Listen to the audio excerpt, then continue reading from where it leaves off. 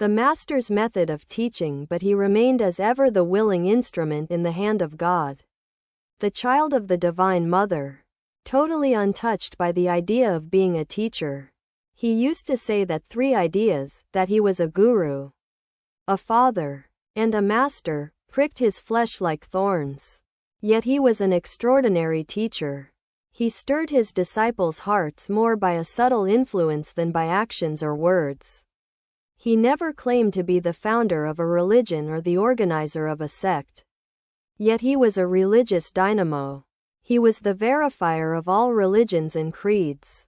He was like an expert gardener, who prepares the soil and removes the weeds, knowing that the plants will grow because of the inherent power of the seeds, producing each its appropriate flowers and fruits.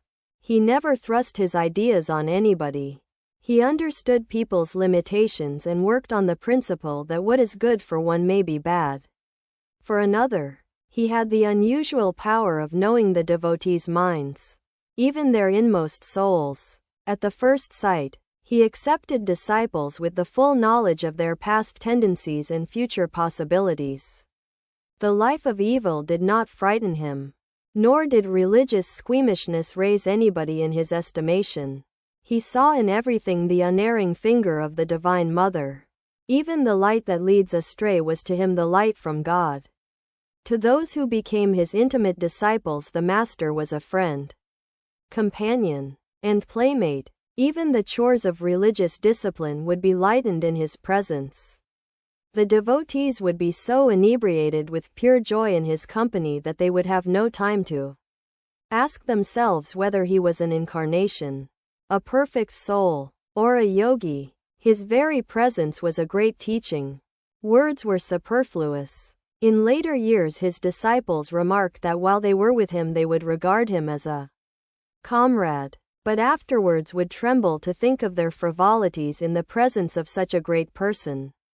They had convincing proof that the Master could, by his mere wish, kindle in their hearts the love of God and give them his vision. Through all this fun and frolic, this merriment and frivolity, he always kept before them the shining ideal of God consciousness and the path of renunciation. He prescribed ascents steep or graded according to the powers of the climber.